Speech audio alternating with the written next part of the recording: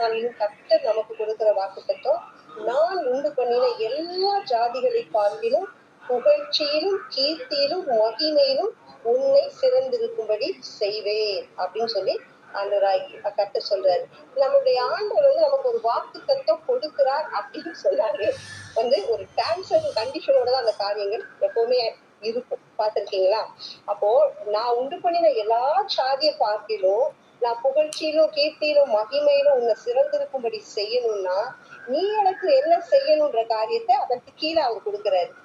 அவர் சிறந்திருக்கும்படி செய்வேன் என்று நான் சொன்னபடியே நீ உன் தேவனாகிய கர்த்தராகிய எனக்கு பரிசுத்த ஜனமாய் இருப்பாய் என்று இன்று உனக்கு சொல்கிறேன் என்றார் அப்படின்னு சொல்லி பார்த்தோம். அப்போ நாம நம்முடைய ஆண்டவருக்கு பரிசுத்த ஜனமாய் பரிசுத்த ஜாதியாய் நாம காணப்படும் பொழுது மேலே சொன்ன இந்த வாக்குத்தத்தங்கள் என்ன செய்யும்? நம்மளுடைய வாழ்க்கையில பலிக்கும். அதுக்காக நம்ம யாரும் பரிசுத்தம் இல்லைன்னு நான் சொல்லல. வசனம் என்ன சொல்லுதோ அதை நான் உங்ககிட்ட பகிர்ந்துக்கிறேன். நம்மளுடைய பரிசுத்தம் உள்ளவன் இன்னும் பரிசுத்தமாகட்டும் அப்படின்னு சொல்லிதான் வேதம் சொல்லுது. ஆனபடியினால நம்ம ஒவ்வொரு நாளும் நம்மை அவருடைய சமூகத்துக்கு நேராய் கொண்டு வந்து ஆராய்ந்து ஆராய்ந்து ஆராய்ந்து அவரோடு நாம் கிட்டி சேரும் பொழுது அவர் நம்ம என்ன செய்கிறார்? புகழ்ச்சியிலும் கீர்த்தியிலும் மகிமையிலும் சிறந்திருக்கும்படி செய்கிற தேவனாய் இருக்கிறார். இந்த வசனத்துல கூட புகழ்ச்சியிலும் கீர்த்தியிலும் மகிமையிலும் உன்னை அப்படின்ற இடத்துல நம்ம அனைவரும் சேர்ந்து இப்ப என்ன செய்ய போறோம்? நம்ம பேரை போட்டு வாசிக்க போறோம். வாசிக்கலாமா ஒரு வாட்டி? வாசிப்போமே. நான் உண்டு பண்ணின எல்லா ஜாதிகளை பார்க்கிலும் புகழ்ச்சியிலும் கீர்த்தியிலும் மகிமையிலும் பியூலாவை சிறந்திருக்கும்படி செய்வேன் என்று. ஆமென். அல்லேலூயா. இந்த மாதம் கர்த்தர் ஒவ்வொருவரும் என்ன செய்ய போகிறார்? சிறந்திருக்கும்படி செய்ய போகிறார். எனக்கு அன்பானவர்களே, கர்த்தர் இந்த உலகத்துல எல்லா காரியங்களையும் தான் என்ன செய்தார்? படைத்தார் இல்லையா? எல்லாரையும் தான் படைத்தார். நல்லவங்களையும் படைத்தார், கெட்டவங்களையும் படைத்தார், அனைவரையும் படைத்தார். ஆனாலும் என்ன சொல்றாருன்னா, நான் படைத்த எல்லாரையுமே நான் தான் படைத்தேன். ஆனாலும் நான் என்ன செய்வேன்? உன்னை கீர்த்தியிலும் புகழ்ச்சியிலும் மகிமையிலும் சிறந்திருக்கும்படி செய்வேன் அப்படின்னு சொல்றாரு. அவர்கள் எல்லாரையும் பார்க்கிலும் தேவன் நமக்கு ஒரு விசேஷித்த ஆசீர்வாதத்தை என்ன செய்கிறார்? இந்த நாளை தருகிறார். அதாவது இப்ப இந்த டேர்ம்ஸ் அண்ட் கண்டிஷன் போது இந்த பரிசுத்தமா இருப்பாய், பரிசுத்தமா இருக்கிறதுனால இதை பெற்றுக்கொள்ளலாம் அப்படின்னு மேல சொல்லுகிற காரியத்தை நம்ம பார்க்கல. பொதுவா நம்மளுடைய லைஃப்ல கூட நம்மளுடைய வாழ்க்கையில எடுத்துக்கிடுங்களேன். நம்ம பிள்ளைங்க ஏதாவது ஒரு காரியத்தை செய்யணும்னா நம்ம சொல்ற முதல் காரியம் என்ன சொல்லுங்க? இப்போ பிள்ளைங்க ஏதாவது ஒண்ணு கேக்குறாங்க, நம்ம அநேகர் என்ன சொல்லுவோம்?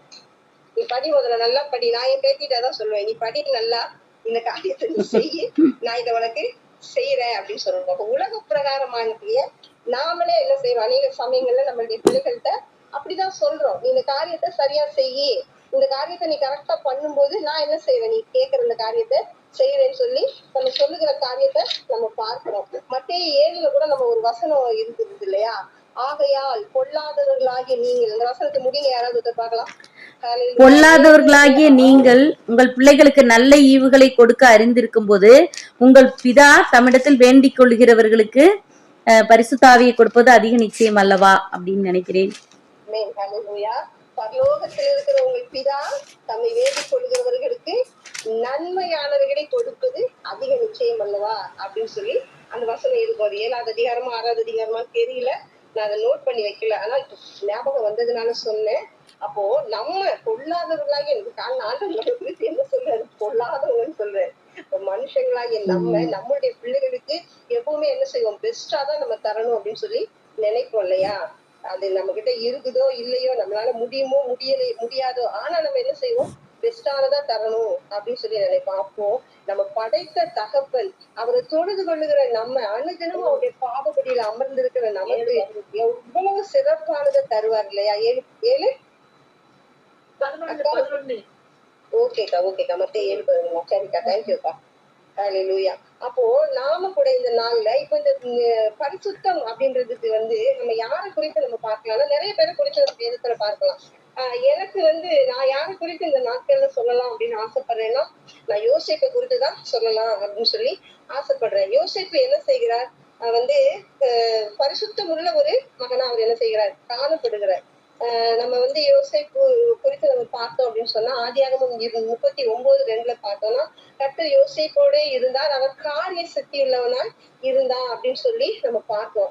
கர்த்தர் ஒரு மனிதனோடு இருக்கும் பொழுது அவர்கள் செய்கிற காரியங்கள் என்ன செய்யும், அநேகருக்கு ஆசீர்வாதமாக மாறும். அப்படிதான் கர்த்தர் யோசேப்போடு கூட இருந்து அவன் காரியங்களை ஆசீர்வதித்தார். இதைதான் நாம் ஆதியாகமம் 39:5 பார்த்தோம்னா கர்த்தர் யோசேப்பின் நிமித்தம் அந்த எகிப்தியன் வீட்டை ஆசீர்வதித்தார், வீட்டிலும் வெளியிலும் அவனுக்கு உண்டானவர்கள் எல்லாவற்றிலும் கர்த்தருடைய ஆசீர்வாதம் இருந்தது அப்படின்னு சொல்லி நம்ம பார்க்கிறோம்.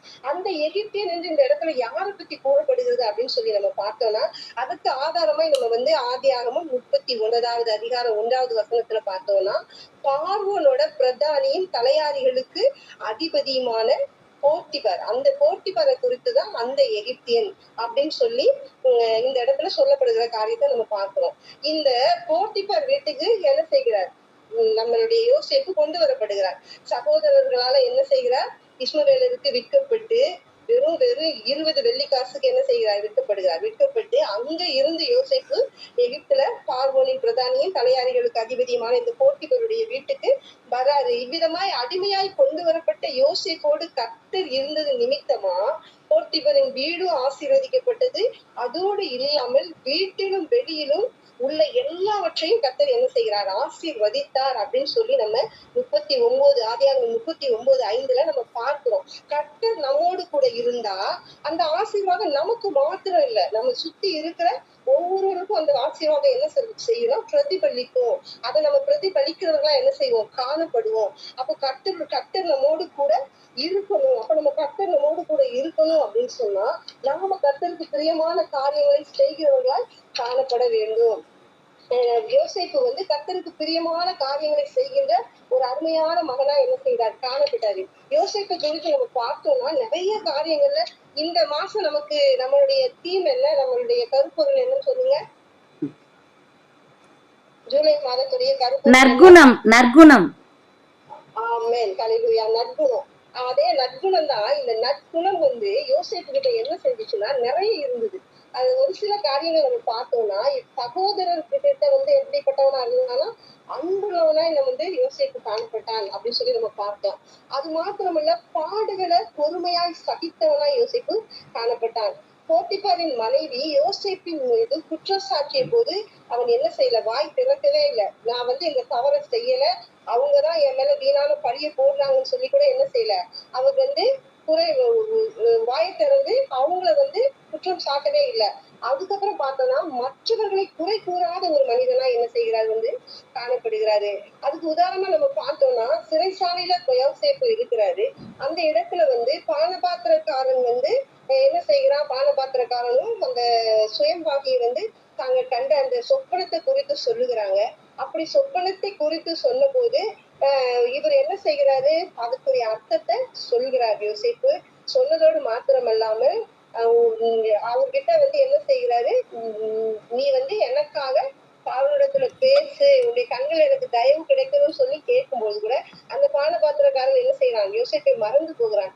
அப்பொழுது கூட அந்த யோசேப்பை குறித்து அந்த பானபாத்திரனை குறித்து யோசேப்பு என்ன செய்யல, குறை சொல்லவில்லை. அவர் சிறைச்சாலையில துன்பத்தின் நடுவுல இருந்தாலும் கூட மற்றவர்களுக்கு ஆறுதல் சொல்லுகிற ஒரு மகனாய் யோசேப்பு என்ன பண்ணாரு, காணப்பட்டாரு. அது மாத்திரமல்ல எல்லா இடத்திலும் தேவனை உயர்த்துகிறவராய் என்ன செஞ்சாரு, யோசேப்பு காணப்பட்டாரு. பரிசுத்தமானவனாக காணப்பட்டாரு. மன்னிக்கிற சுபாவம் என்ன செஞ்சது, யோசேப்புக்கு இருந்தது. சகோதரர் செய்த தீங்க என்ன செஞ்சிட்டாரு, மறந்துட்டாரு. அந்த எகிப்துக்கு தன்னுடைய தகப்பனார் வரும்போது என்னுடைய சகோதரன் இப்படியாக என்ன தூக்கி குழியில போட்டாங்க, இஸ்மவேலர்கிட்ட வித்தாங்க, அவங்க இங்க கொண்டுட்டு இருந்தாங்க, எந்த குறையுமே என்ன செய்யல யாக்கோபு கிட்ட யோசேப்பு சொல்லவே இல்லை. அது இல்லாம பொறுமையோட காத்திருந்தார். 13 வருடங்கள். யோசேப்புக்கு சொப்பனம் வந்த போது யோசேப்புக்கு 17 வயது. ஆனால் அவர் காத்திருந்த வருடங்கள் என்னன்னு பார்த்தோம்னா 13 வருடங்கள். வேதத்துல கூட நம்ம பார்த்தோம்னா நோவா என்ன செய்கிறார், 120 வருடம் காத்திருந்தார். மோசே வந்து 40 வருடம் காத்திருந்தார். தாவீது 12 வருடம் காத்திருந்தாருன்னு பாக்குறோம். ஆபிரகாம் 25 வருடம் காத்திருந்தாருன்னு பாக்குறோம். சாராள் 10 வருடம் காத்திருந்தாங்க. யாக்கோப் 22 வருடம் காத்திருந்தாருன்னு சொல்லி பாக்குறோம். யோசேப்பு 13 வருடம் காத்திருந்தார் அப்படின்னு சொல்லி நம்ம பார்க்கிறோம். இந்த காத்திருப்பு என்ன செய்கிறது? அவர்களுக்கு ஆசீர்வாதத்தை கொண்டு வந்தது. அதே போலதான் இந்த நாட்கள்லயும் ஆண்டவருடைய சமூகத்துல காத்திருக்கிற நமக்கு அவர் ஆசீர்வாதத்தை தர வல்லவராய் இருக்கிறார். இந்த யோசேப்பினுடைய நற்குணங்கள்ல ஒரு சிலரை மட்டும் நம்ம பார்க்கலாம். அப்படி பார்க்கும் பொழுது நம்ம பார்த்தோம்னா ஆதியாகமம் 39:7 நம்ம பார்த்தோம்னா, சில நாள் சென்ற பின்பு அவனுடைய எஜமான், அதாவது போத்திபரின் மனைவி யோசேப்பிட்ட வந்து தன்னோடு தவறாக நடக்கும்படி என்ன செய்கிறார்? வற்புறுத்துகிறார். யோசேப்பு பாவம் செய்யறதுக்கு ரொம்ப லெகுவான வழி என்ன செய்து காணப்படுகிறது. ஆனா யோசேப்பு என்ன செய்கிறாரு?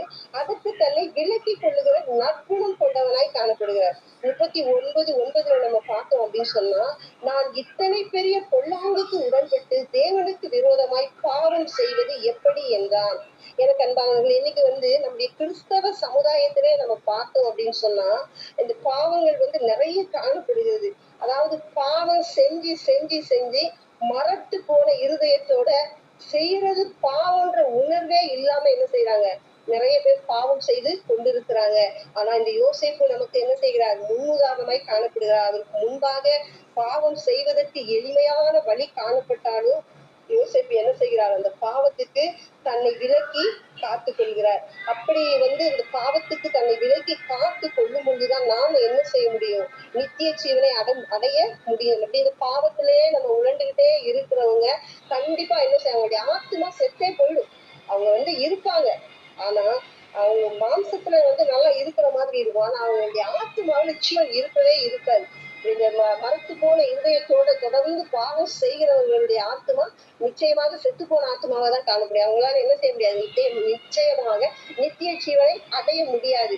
ஆனா நாம் ஒவ்வொரு நாளும் நம்மளை பாதுகாத்து நம்ம கர்த்தருடைய வழியில நடக்கிறபடியால் நாம் வந்து நித்திய ஜீவனை என்ன செய்வோம்? கண்டிப்பாக சுதந்திரித்துக் கொள்வோம். இப்படிப்பட்ட நற்குணத்தை பெற்றிருந்த யோசேப்பு கிட்ட இன்னும் ஒரு நல்ல குணம் வந்து பாத்தீங்கன்னா, தான்ற அந்த எண்ணம் அவங்க கிட்ட இல்லாம இருந்தது. ஆதியாகமம் 41:16 நம்ம பார்த்தோம்னா, யோசேப்பு கிட்ட வந்து பார்வோன் வந்து யோசேப்பை கூப்பிடுறாரு. அவர்கிட்ட வந்து அவரு பேசும் பொழுது யோசேப்பு சொல்றாரு, பார்வோனுக்கு பிரதியுத்தரமாக நான் அல்ல, தேவனே பார்வோனுக்கு மங்கள உத்தரவு அருளி செய்வார் அப்படின்னு சொல்லுகிற காரியத்தை நம்ம பார்க்கிறோம்.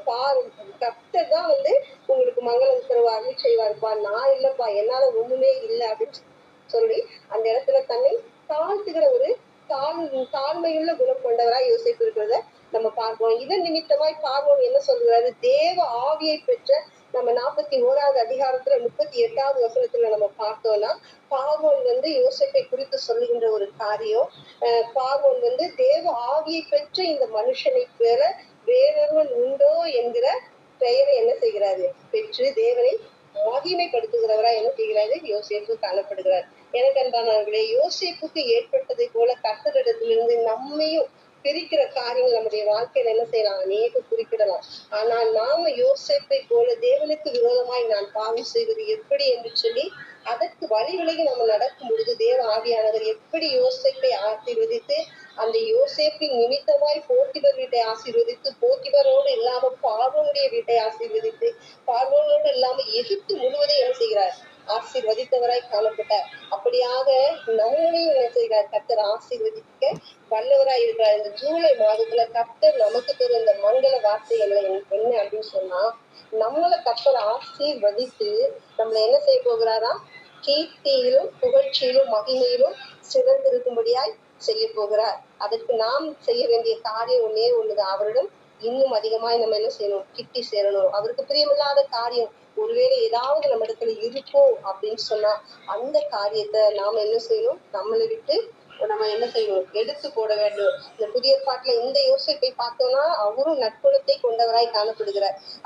பழைய பாட்டுல அதே போல புதிய பாட்டுல இருக்கிற யோசேப்பை குறித்து ஆண்டவராய் இயேசு கிறிஸ்து தகப்பனா இருந்த யோசேப்பை குறித்து நம்ம பார்த்தோம்னா அவரும் நற்குணத்தை கொண்டவராக தான் என்ன செய்தார்? காணப்பட்டாரு. அதாவது மரியாள் வந்து கர்ப்பமா இருக்கிறாங்கன்னு தெரிஞ்ச உடனே அது என்ன செய்யல, அவர் பகிங்கரப்படுத்தல, ஊரை கூட்டி அவங்களை அசிங்கப்படுத்தல, ரகசியமா அவர் அவங்களை என்ன செய்யணும், தள்ளி விடணும் அப்படின்னு சொல்லி நினைக்கிறாரு. அப்போ அந்த இடத்துல அந்த யோசேப்பு என்ன செய்கிறார், நற்குணசாலியாய் காணப்பட்டார். இந்த இடத்துல இந்த யோசேப்பு என்ன செய்கிறார், நற்குணசாலியாய் காணப்பட்டு கர்த்தரிடத்திலிருந்து ஆசீர்வாதத்தை பெற்றுக்கொண்டு புகழ்ச்சியிலும் கீர்த்தியிலும் மகிமையிலும் சிறந்து காணப்பட்டார். சிறந்து காணப்பட்டாரா இல்லையா? எகிப்துக்கு என்ன செய்கிறார், அதிபதியா என்ன செய்கிறார், மாற்றுகிறார். அவர் கர்த்தருக்கு பிரியமா இருந்ததுனால என்ன செஞ்சார், அவரை அவர் சிறந்திருக்கும்படியாய் செய்தார். அப்படியாகதான் இந்த நாளில நம்மளையும் கர்த்தர் என்ன செய்ய போகிறார், புகழ்ச்சியிலும் கீர்த்தியிலும் சிறந்திருக்கும்படியாய் செய்ய போகிறார். மறுபடியும் ஒரு விசை இந்த வசனத்தை நம்மளுடைய பேரை போட்டு நம்ம சொல்லிட்டு இத செய்தியை நம்ம என்ன செய்யலாம், முடிக்கலாம். ஹல்லேலூயா. வாசிக்கலாமா? நான் உண்டு பண்ணின எல்லா ஜாதிகளை பார்க்கிலும் புகழ்ச்சியிலும் கீர்த்தியிலும் மகிமையிலும் பியூலாவாகிய என்னை சிறந்திருக்கும்படி செய்வார். ஆமென். ஹல்லேலூயா. ஆமென். ஹல்லேலூயா. ஸ்தோத்திரம். ஹல்லேலூயா. இந்த மாதத்துல கர்த்தர் என்ன செய்ய போகிறார், எந்த நெருக்கமா இருந்தாலும் சரி, எந்த காத்திருப்பா இருந்தாலும் சரி, கர்த்தர் எல்லாவற்றிலும் நம்மள ஒரு விடுதலை உண்டு பண்ணி கொடுத்து நம்ம எல்லாவற்றிலும் என்ன செய்ய போகிறார், சிறந்திருக்கும்படியாய் செய்ய போகிறார். கர்த்தர் தாமே இந்த வசனங்களை ஆசீர்வதிப்பாராக. ஆமென். ஹல்லேலூயா.